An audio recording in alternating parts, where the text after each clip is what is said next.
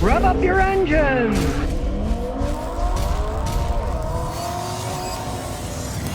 Well, a lot of the news, especially Reuters news, they're saying that Trump's transition is going to get rid of a EV tax break. That's $7,500. That goes, of course, to the corporations. They get a break and they can sell more cars, right? Well, the interesting thing is, of course, Elon gave, $100 million or something to get Trump elected. What's going to happen with that since Elon sells electric cars, right?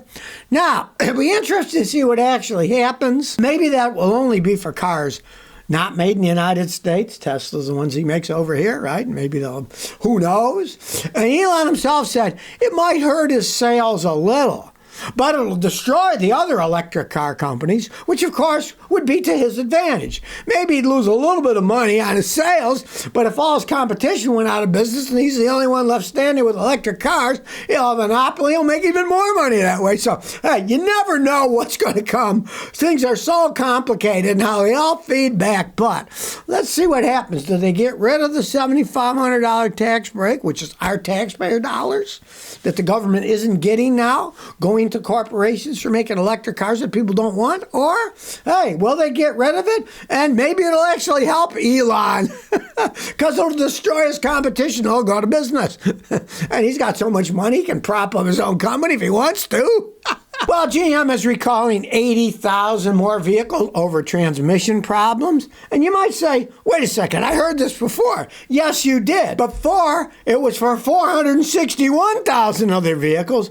Well, now they've extended it to another 80,000. Because guess what? The ones that they just recalled, 2022 to 23 Chevy Express and Savannah vehicles, have the same exact transmission and setup as the other ones did. This is what I always laugh at. The manufacturers, they want to limit recalls. They lose money, right?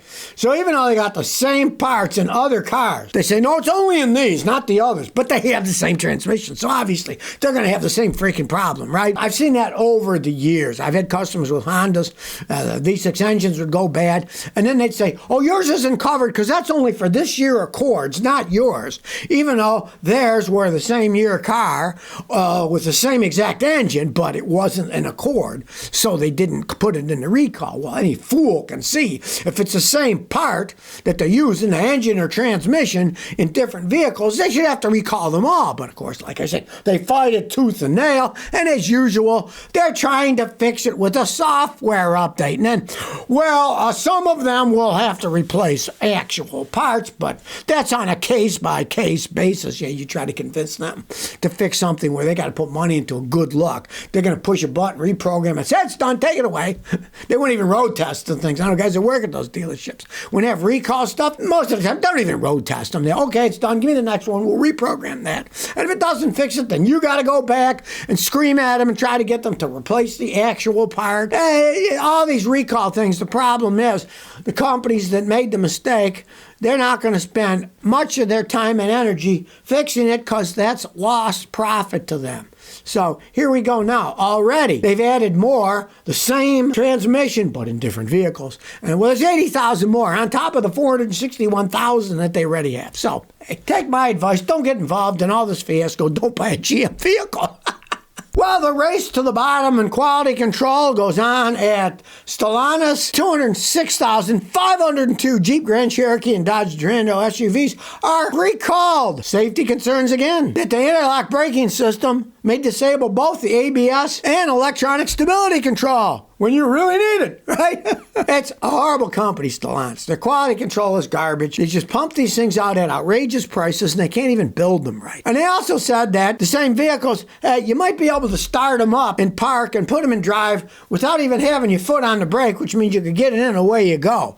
If you noticed, all cars, when you try to start them up and park and they start, you got to put your foot on the brake and then put it in drive. Otherwise, you can't get it out of park. Well, that doesn't seem to work either. Another safety concern, right? I guess they're not concerned with safety or quality control at Stellantis making these Chrysler products. If you don't know, now Chrysler doesn't even make cars anymore. The only thing they make in the United States are vans, right? And you might say, why did they stop making cars? And Nick Chrysler would say, well, people don't want to buy cars anymore. No, people buy plenty of Toyota Corollas, Honda Civics, Camrys, Accords. They just don't want to buy Chrysler cars because they're such piles of junk.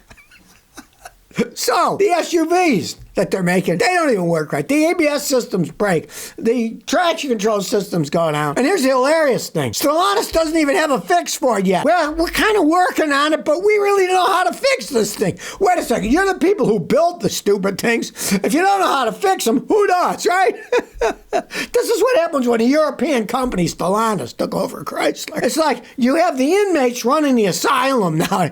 What's broken? I don't know. Don't you build those things? Well, I personally don't build them, you know. We have people that build them, and maybe the engineers can figure it out. Who knows?